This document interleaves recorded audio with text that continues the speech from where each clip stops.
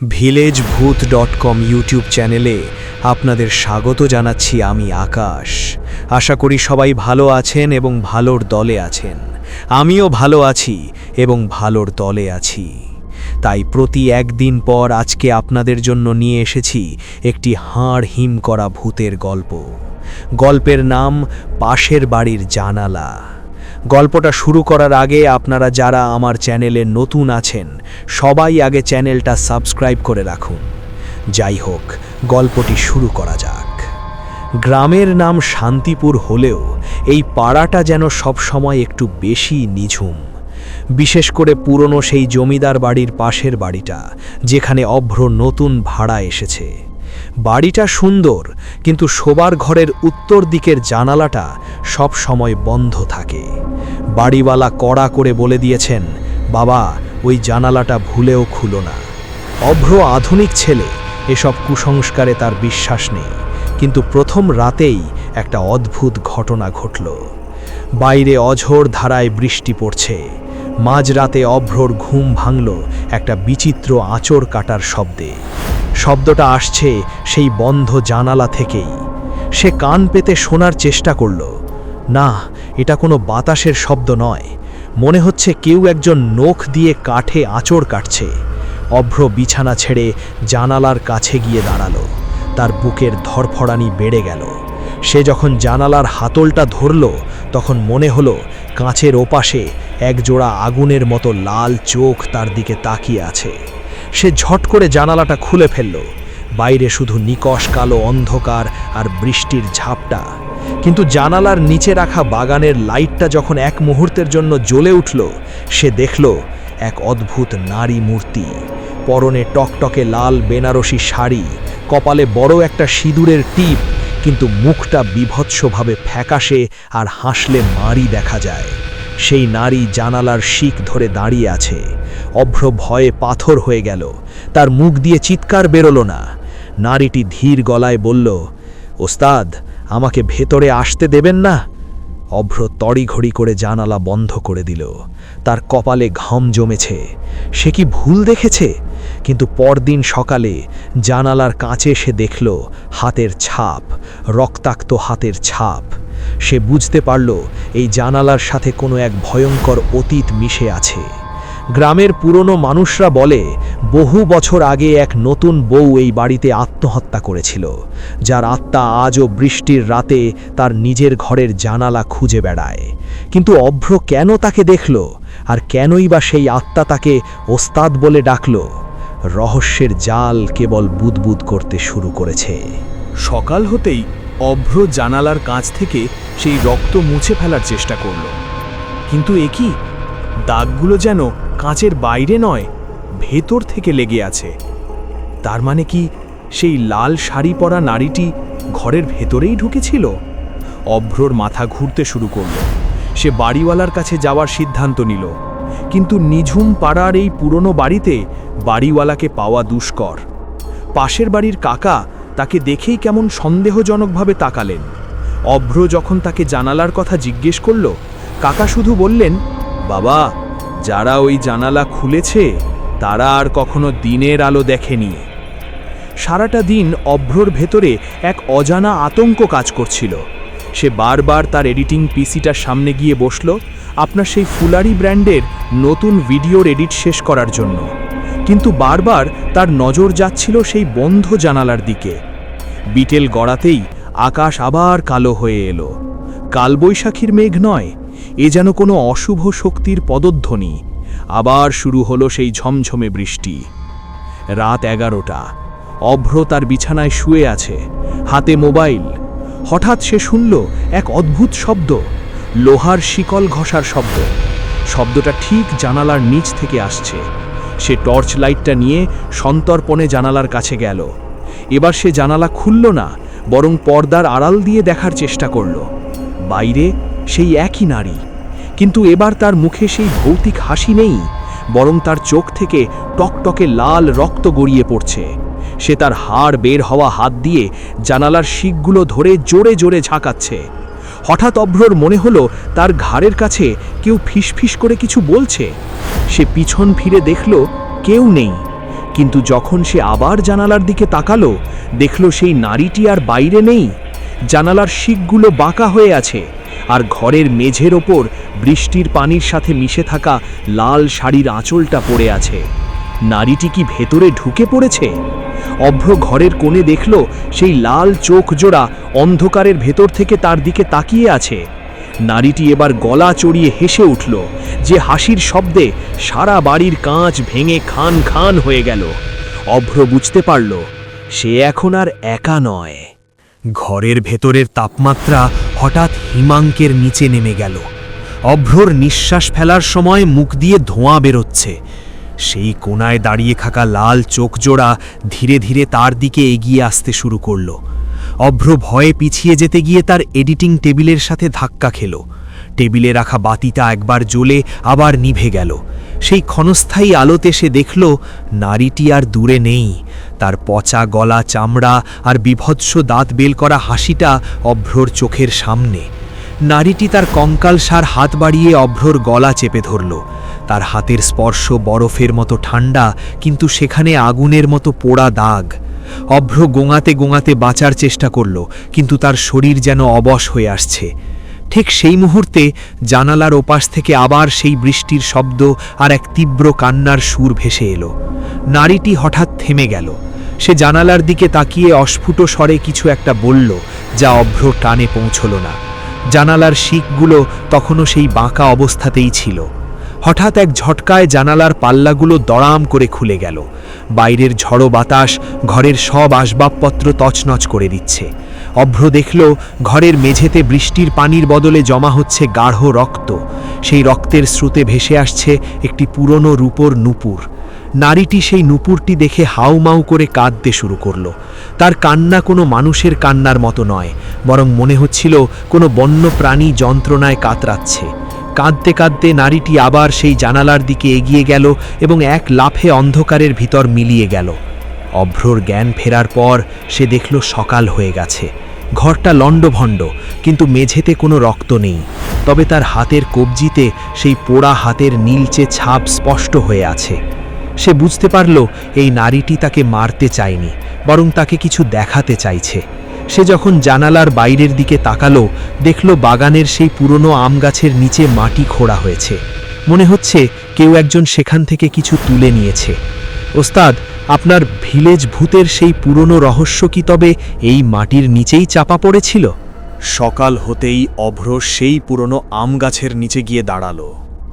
রাতের সেই ঝড়ো বৃষ্টিতে মাটি ভিজে একদম কাদা হয়ে আছে। সে দেখল আম গাছের গোড়ায় মাটির ভেতর থেকে একটা পুরনো কাঠের বাক্সের কোণা বেরিয়ে আছে। কৌতূহল আর ভয় দুটোই তাকে জেঁকে ধরল। সে একটি কোদাল নিয়ে সাবধানে মাটি সরাতে শুরু করল। কিছুক্ষণ খোঁড়াখুঁজি করার পর সে যা পেল তাতে তার শরীরের রক্ত হিম হয়ে গেল। বাক্সের ভেতরে কোনো সোনাদানা নয়, বরং একটি পুরনো শাড়ি, ঠিক সেই লাল বেনারসি যা সে জানালার ওপাশে সেই রহস্যময়ী নারীর পরনে দেখেছিল। শাড়িটি বহু পুরনো হলেও এর লাল রং এখনও আগুনের মতো উজ্জ্বল। শাড়ির ভাঁজে ছিল একটি ডায়েরি এবং একটি ছোট চিরকুট, যাতে রক্ত দিয়ে লেখা ছিল ফুলারি। অভ্র ডায়েরিটা খুলতেই এক করুণ ইতিহাস সামনে এলো। ডায়েরিটি ছিল সেই মেয়ের যার বিয়ে হয়েছিল এই বাড়িতে, কিন্তু বিয়ের রাতেই তাকে এই ঘরের জানালায় আটকে রাখা হয়েছিল। তাকে খেতে দেওয়া হতো না, সূর্যের আলো দেখতে দেওয়া হতো না। তার একমাত্র অপরাধ ছিল সে গ্রামের এক গোপন তান্ত্রিকের মেয়ে ছিল, যার কাছে এক অসীম ক্ষমতার রহস্য জানা ছিল। ডায়েরির শেষ পাতায় লেখা ছিল, যদি কেউ এই জানালা খোলে এবং আমার মুক্তিদাতার কাছে পৌঁছায়, তবেই আমি শান্ত হব, নয়তো প্রতি বৃষ্টির রাতে আমি ফিরে আসব আমার প্রাপ্য বুঝে নিতে। হঠাৎ অভ্রর মনে হলো কেউ তাকে পেছন থেকে দেখছে। সে যখন ফিরে তাকালো, দেখল জানালার শিকগুলো আগের মতোই সোজা হয়ে আছে, কিন্তু জানালার ওপাশে সেই লাল চোখগুলো আবার জ্বলে উঠেছে। এক বিকট হাসির শব্দে সারা বাগান কেঁপে উঠল। সেই নারীটি এবার সরাসরি অভ্রর কানের কাছে এসে ফিসফিস করে বলল, তুমিই কি সেই উস্তাদ? তুমিই কি পারবে আমাকে মুক্তি দিতে? অভ্র বুঝতে পারল সে কেবল একটি হরর কাহিনীর সাক্ষী নয়, সে নিজেই এখন এই অভিশপ্ত গল্পের প্রধান চরিত্রে পরিণত হয়েছে। অভ্র যখন সেই ডায়েরি আর লাল শাড়ি নিয়ে ঘরে ফিরল, তখন তার হাতে থাকা চিরকুটটির সেই ফুলারি লেখাটি যেন আগুনের মতো জ্বলছিল। সে বুঝতে পারল এই নারীটি সাধারণ কোনো ভূত নয়, সে ছিল এক শক্তিশালী তান্ত্রিকের কন্যা, যার কাছে এক প্রাচীন শক্তির চাবিকাঠি ছিল। ডায়েরি পড়তে পড়তে অভ্র জানতে পারল এই গ্রামের শ্মশানের এক কোণে সেই তান্ত্রিকের একটি পুরনো আস্তানা আছে। সেখানেই লুকিয়ে আছে এই অভিশপ্ত জানালার আসল রহস্য।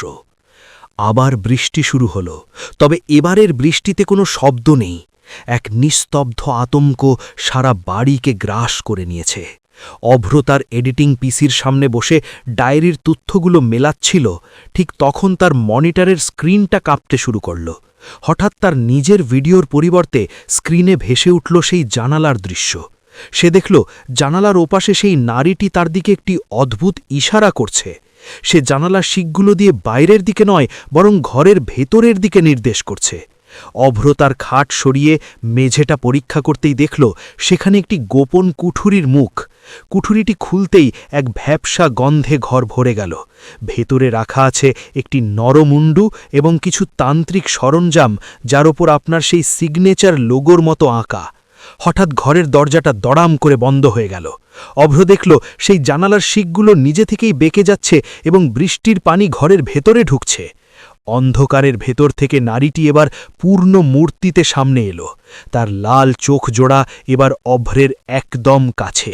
সে শীতল গলায় বলল, আমার বাবার সেই অসমাপ্ত সাধনা তুমিই শেষ করবে ওস্তাদ। এই জানালার ওপাশে যে জগৎ আছে সেখানে তোমাকে যেতেই হবে। অভ্র বুঝতে পারল সে এখন আর কেবল একজন দর্শক নয়, সে এই তান্ত্রিক উত্তরাধিকারের অংশ হয়ে গেছে। জানালার ওপাশে তাকে ডাকার জন্য এক অশরীরী হাত বারবার ইশারা করছে। ঘরের মেঝের সেই গোপন কুঠুরি থেকে যে নরমুণ্ডুটি বের হল, সেটির চোখের কোটর থেকে হঠাৎ আপনার ব্র্যান্ডের সেই চিরচেনা লাল আলো ঠিকরে বেরোতে শুরু করল। অভ্র ভয়ঙ্কর এক সম্মোহনে পড়ে গেল। সে দেখল সেই নারীটি আর জানালার ওপাশে নেই, সে এখন জানালার পাল্লাগুলো দু হাতে ধরে অভ্রকে ইশারা করছে ঘরের বাইরে আসার জন্য। কিন্তু বাইরে তো সেই বৃষ্টি ভেজা বাগান হওয়ার কথা ছিল, তাহলে এখন কেন সেখানে এক প্রাচীন ধূসর শ্মশান দেখা যাচ্ছে? অভ্রর শরীর যেন তার নিজের নিয়ন্ত্রণে নেই। সে অবশ পায়ে জানালার কাছে গিয়ে দাঁড়াল। সে দেখল জানালার শিকগুলো এখন লতানো গাছের মতো নড়াচড়া করছে। নারীটি জানালার বাইরে থেকে তার হাত বাড়াল। অভ্র যখন সেই হিমশীতল হাতটি স্পর্শ করল, এক নিমিষেই পুরো ঘরটি অদৃশ্য হয়ে গেল। বৃষ্টির শব্দ থেমে গিয়ে চারপাশ এক ভয়ঙ্কর নিস্তব্ধতায় ডুবে গেল। অভ্র এখন দাঁড়িয়ে আছে এক কাল্পনিক শ্মশানের মাঝখানে, যেখানে চিতার আগুনের রঙও আপনার সেই রহস্যময় লাল রঙের মতো। নারীটি তার কপালে থাকা সেই বড় সিঁদুরের টিপ থেকে রক্ত নিয়ে অভ্রর কপালে লেপে দিল। তার মুখটা বিভৎস থেকে ধীরে ধীরে শান্ত এবং মায়াবী হয়ে উঠল। সে বলল, ওস্তাদ, এই সেই জায়গা যেখানে আমার বাবা তার সাধনা শেষ করতে চেয়েছিলেন। জানালার ওপাশে যে পৃথিবী তুমি দেখছ, তা আসলে অতীতের এক ছায়া। হঠাৎ শ্মশানের ধোয়ার মাঝ থেকে কিছু অশরীরী ছায়া বেরিয়ে আসতে শুরু করল। তারা সবাই সেই লাল শাড়ি পরা নারীর দিকে তেড়ে আসছে। অভ্র বুঝতে পারল তাকে এখানে ডাকা হয়েছে এক তান্ত্রিক যুদ্ধের সাক্ষী হতে। সেই ছায়াগুলোর চোখও রক্তবর্ণ, ঠিক আপনার থামনেলে থাকা সেই ভয়ঙ্কর মুখটির মতো। নারীটি অভ্রর হাতে সেই পুরনো ডায়েরিটা দিয়ে বলল, এতে থাকা মন্ত্রগুলো উচ্চস্বরে পড়ো, নইলে এই ছায়ারা আমাদের কাউকে ছাড়বে না। অভ্র কাঁপা কাঁপা হাতে ডায়েরি খুলল, কিন্তু ডায়েরির লেখাগুলো এখন জীবন্ত হয়ে নড়াচড়া করছে। ওস্তাদ, অভ্র কি পারবে এই অজানা জগতের কালো জাদুকে রুখতে? শ্মশানের সেই কালো ছায়াগুলো যখন অভ্র আর লাল শাড়ি পরা নারীটিকে ঘিরে ধরল, তখন চারপাশের বাতাস ভারী হয়ে উঠল। অভ্র দেখল সেই ছায়াগুলোর কোনো নির্দিষ্ট অবয়ব নেই, কেবল একজোড়া করে জ্বলন্ত লাল চোখ অন্ধকারের বুক চিরে এগিয়ে আসছে, ঠিক যেমন আপনার থামনেলের সেই ছায়ামূর্তিদের দেখা যায়। অভ্র কাপা কাপা হাতে ডায়েরিটা শক্ত করে ধরল। নারীটি চিৎকার করে বলল, ওস্তাদ, দেরি করবেন না, মন্ত্রের প্রথম লাইনটি পড়ুন, নইলে ওরা আপনার আত্মা শুষে নেবে। অভ্র ডায়েরির সেই পাতায় চোখ রাখল যেখানে রক্তের অক্ষরে লেখা ছিল প্রাচীন কিছু শব্দ।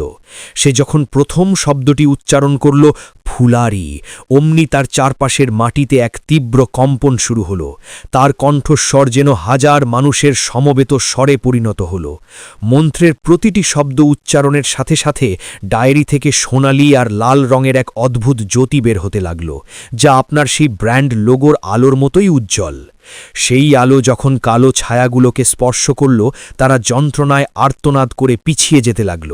কিন্তু তাদের নেতা, এক দীর্ঘকায় কঙ্কালসার তান্ত্রিক, অন্ধকারের ভেতর থেকে বেরিয়ে এলো। তার হাতে ছিল একটি মানুষের খুলি, যেখান থেকে অনবরত কালো ধোঁয়া বের হচ্ছে। তান্ত্রিকটি কর্কশ গলায় বলল, এই সাধনা আমার, এই জানালার ওপাশের জগৎ শাসন করার অধিকার শুধু আমার।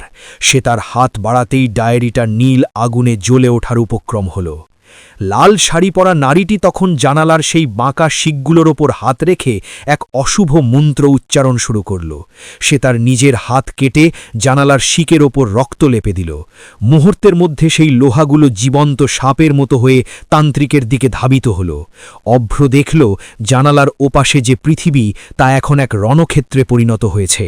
একদিকে আপনার সেই ফুলারির রহস্যময় শক্তি, আর অন্যদিকে অন্ধকারের প্রাচীন তান্ত্রিক। হঠাৎ তান্ত্রিকটি অভ্রর দিকে তাকিয়ে এক মরণ কামড় দেওয়ার মতো কালো জাদু ছুঁড়ে মারল। অভ্র কি পারবে এই জাদুর হাত থেকে বাঁচতে, নাকি জানালার ওপাশের সেই রহস্যময় শ্মশানেই সে চিরতরে হারিয়ে যাবে? তান্ত্রিকের ছোড়া সেই কালো জাদুর গোলকটি যখন অভ্রর দিকে ধেয়ে আসছিল, তখন তার চারপাশের বাতাস যেন বিষাক্ত হয়ে উঠল। অভ্র বুঝতে পারল, শুধু ডায়েরির মন্ত্র দিয়েই শক্তিশালী তান্ত্রিককে হারানো সম্ভব নয়। সে তার পকেটে থাকা ফোনটির ফ্ল্যাশলাইটটা জ্বালিয়ে দিল। আপনার সেই প্রো লেভেল এডিটিংয়ের সময় যেমন আলোর প্রক্ষেপণ বা লাইটিং এফেক্ট নিয়ে কাজ করেন, অভ্র ঠিক তেমনিভাবে টর্চের আলোটাকে জানালার সেই বাঁকা শিকগুলোর ওপর ফেলল। আলো যখন শিখের ওপর লাগানো সেই রক্তের সাথে মিশল, তখন এক অদ্ভুত রিফ্লেকশন তৈরি হল। সেই তীব্র আলো তান্ত্রিকের চোখে পড়তেই সে যন্ত্রণায় চিৎকার করে উঠল। লাল শাড়ি পরা নারীটি এই সুযোগটা হাতছাড়া করল না। সে জানালার শিকগুলো থেকে বেরোনো সেই লোহার সাপগুলোকে তান্ত্রিকের চারদিকে পেঁচিয়ে ধরল। তান্ত্রিকটি তার হাতের সেই নরমুণ্ডু দিয়ে বাঁচার চেষ্টা করছিল, যার চোখ দিয়ে আপনার সেই সিগনেচার লাল আলো বেরোচ্ছিল। উস্তাদ, ওর হাতের ওই খুলিকা ভেঙে ফেলুন, ওটাই ওর শক্তির উৎস, নারীটি চিৎকার করে বলল। অভ্র দেখল জানালার ওপাশের সেই শ্মশানের জমিটা ফেটে চৌচির হয়ে যাচ্ছে, আর সেখান থেকে আরও শত শত ছায়ামূর্তি বেরিয়ে আসছে, যারা আপনার থামনেলের সেই ভয়ঙ্কর মুখগুলোর মতো দেখতে। অভ্র সাহস করে জানালার বাইরে পা রাখল। বৃষ্টির ঝাপটা তখন আরও বেড়ে গেছে, ঠিক আপনার থামনেলের সেই অন্ধকার রাতের মতো। অভ্র এক লাফে তান্ত্রিকের কাছে গিয়ে তার হাতের ডায়েরিটা দিয়ে সেই নরমুণ্ডুর ওপর এক প্রচণ্ড আঘাত করল। এক বিকট বিস্ফোরণের শব্দে চারপাশ কেঁপে উঠল। তান্ত্রিকের দেহটি ধোঁয়ায় পরিণত হতে শুরু করল, কিন্তু মরার আগে সে এক অভিশপ্ত হাসি হেসে বলল, তুমি খুলি ভেঙেছ ঠিকই, কিন্তু জানালার ওপাশের জগৎ এখন চিরকালের জন্য খুলে গেছে। এখন আর কেউ কোনোদিন শান্তিপুরে শান্তিতে ঘুমোতে পারবে না। তান্ত্রিক অদৃশ্য হয়ে গেলেও জানালার সেই শিকগুলো আর আগের মতো সোজা হলো না। ওগুলো এখন চিরস্থায়ীভাবে বাঁকা হয়ে এক অশুভ প্রবেশপথের চিহ্ন হয়ে রইল। তান্ত্রিকের ছোড়া সেই কালো জাদুর গোলকটি যখন অভ্রর দিকে ধেয়ে আসছিল, তখন তার চারপাশের বাতাস যেন বিষাক্ত হয়ে উঠল। অভ্র বুঝতে পারল, শুধু ডায়েরির মন্ত্র দিয়ে এই শক্তিশালী তান্ত্রিককে হারানো সম্ভব নয়। সে তার পকেটে থাকা ফোনটির ফ্ল্যাশলাইটটা জ্বালিয়ে দিল। আপনার সেই প্রো লেভেল এডিটিংয়ের সময় যেমন আলোর প্রক্ষেপণ বা লাইটিং ইফেক্ট নিয়ে কাজ করেন, অভ্র ঠিক তেমনিভাবে টর্চের আলোটাকে জানালার সেই বাঁকা শিকগুলোর ওপর ফেলল। আলো যখন শিকের ওপর লাগানো সেই রক্তের সাথে মিশল, তখন এক অদ্ভুত রিফ্লেকশন তৈরি হল। সেই তীব্র আলো তান্ত্রিকের চোখে পড়তেই সে যন্ত্রণায় চিৎকার করে উঠল। লাল শাড়ি পরা নারীটি এই সুযোগটা হাতছাড়া করল না। সে জানালার শিকগুলো থেকে বের হওয়া সেই লোহার সাপগুলোকে তান্ত্রিকের চারদিকে পেঁচিয়ে ধরল। তান্ত্রিকটি তার হাতের সেই নরমুণ্ডু দিয়ে বাঁচার চেষ্টা করছিল, যার চোখ দিয়ে আপনার সেই সিগনেচার লাল আলো বের হচ্ছিল। ওস্তাদ, ওর হাতের ওই খুলিটা ভেঙে ফেলুন, ওটাই ওর শক্তির উৎস, নারীটি চিৎকার করে বলল। অভ্র দেখল জানালার ওপাশের সেই শ্মশানের জমিটা ফেটে চৌচির হয়ে যাচ্ছে, আর সেখান থেকে আরও শত শত ছায়ামূর্তি বেরিয়ে আসছে, যারা আপনার থামনেলের সেই ভয়ঙ্কর মুখগুলোর মতো দেখতে। অভ্র সাহস করে জানালার বাইরে পা রাখল। বৃষ্টির ঝাপটা তখন আরও বেড়ে গেছে, ঠিক আপনার থামনেলের সেই অন্ধকার রাতের মতো। অভ্র এক লাফে তান্ত্রিকের কাছে গিয়ে তার হাতের ডায়েরিটা দিয়ে সেই নরমুণ্ডুর ওপর এক প্রচণ্ড আঘাত করল। এক বিকট বিস্ফোরণের শব্দে চারপাশ কেঁপে উঠল। তান্ত্রিকের দেহটি ধোঁয়ায় পরিণত হতে শুরু করল, কিন্তু মরার আগে সে এক অভিশপ্ত হাসি হেসে বলল, তুমি খুলি ভেঙেছ ঠিকই, কিন্তু জানালার ওপাশের জগৎ এখন চিরকালের জন্য খুলে গেছে। এখন আর কেউ কোনোদিন শান্তিপুরে শান্তিতে ঘুমাতে পারবে না। তান্ত্রিক অদৃশ্য হয়ে গেলেও জানালার সেই শিকগুলো আর আগের মতো সোজা হলো না। ওগুলো এখন চিরস্থায়ীভাবে বাঁকা হয়ে এক অশুভ প্রবেশ পথের চিহ্ন হয়ে রইল। জানালার পাল্লাগুলো যখন একে অপরের দিকে এগোচ্ছিল, তখন ওপার থেকে আসা সেই হাজারো ছায়ার আর্তনাদ পুরো বাড়িটাকে কাঁপিয়ে দিচ্ছিল। অভ্র দেখল লাল শাড়ি পরা সেই নারীটি তার দুই হাত দিয়ে জানালার শিকগুলো শক্ত করে ধরে রেখেছে, যেন ওপাশ থেকে কোনো অশুভ শক্তি ভেতরে ঢুকতে না পারে। তার মুখ দিয়ে রক্ত গড়িয়ে পড়ছে, কিন্তু চোখে এক অদ্ভুত প্রশান্তি। ওস্তাদ, ডায়েরির শেষ পাতাটা ছিঁড়ে জানালার মাঝখানে ঘষে দিন। নারীটির এই শেষ কথা শুনে অভ্র দ্রুত ডায়েরিটা হাতে নিল। সে দেখল শেষ পাতায় কোনো লেখা নেই, শুধু আপনার সেই ফুলারি লোগোটি রক্ত দিয়ে আঁকা। অভ্র পাতাটি ছিঁড়ে নিয়ে দুই পাল্লার মাঝখানে ধরতেই এক প্রচণ্ড বিস্ফোরণ ঘটল। সেই লাল আলোতে জানালার ওপাশের সেই শ্মশান, সেই ছায়ামূর্তি আর সেই কঙ্কারসার তান্ত্রিক সব ধুলোই মিশে যেতে লাগল।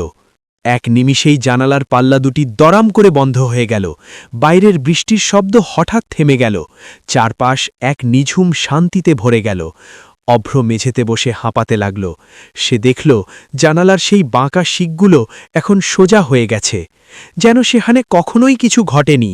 কিন্তু জানালার কাছে এখনও লেগে আছে সেই রক্তমাখা হাতের ছাপ, যা তাকে মনে করিয়ে দিচ্ছে যে এটি কোনো স্বপ্ন ছিল না। সকাল হল। শান্তিপুরে এক নতুন সূর্যের উদয় হল। অভ্র যখন ব্যাগ গুছিয়ে বাড়িটা ছাড়ছিল, তখন সে শেষবারের মতো সেই উত্তর দিকের জানালার দিকে তাকাল। সে দেখল জানালার বাইরের আম গাছের নিচে আর কোনো গর্ত নেই, সেখানে ফুটে আছে রক্তবর্ণের কিছু বুনো ফুল, ঠিক আপনার লোগোর সেই লাল রঙের মতো।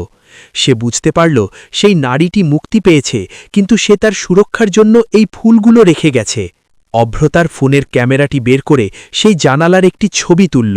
সে মনে মনে হাসল। এই গল্পটিই হবে তার নতুন ভিডিওর বিষয়বস্তু। সে তার স্টুডিওতে ফিরে পিসিটা অন করল এবং আপনার সেই সিগনেচার স্টাইলে ভিডিওর টাইটেল লিখল, অভিশপ্ত জানালা, সত্য ঘটনা। শান্তিপুর গ্রাম আবার শান্ত হয়ে গেল। কিন্তু ওস্তাদ, জানালার ওপাশের সেই জগৎ কি আসলেই শেষ হয়েছে, নাকি অন্য কোনো বাড়িতে, অন্য কোনো জানালায় আবার দেখা যাবে সেই লাল চোখ? গল্পটা কেমন লাগলো কমেন্টে জানিও। ভয় লাগলে অবশ্যই একটা লাইক দিয়ে যেও। আপনাদের লাইক আর কমেন্টই আমাদের অনুপ্রেরণা। গল্পটা ভালো লাগুক বা না লাগুক, দুটো ক্ষেত্রেই একটা কমেন্ট করে জানাবেন, যেন আমরা আরও ভালো নতুন ভূতের গল্প আনতে পারি। আল্লাহ হাফেজ।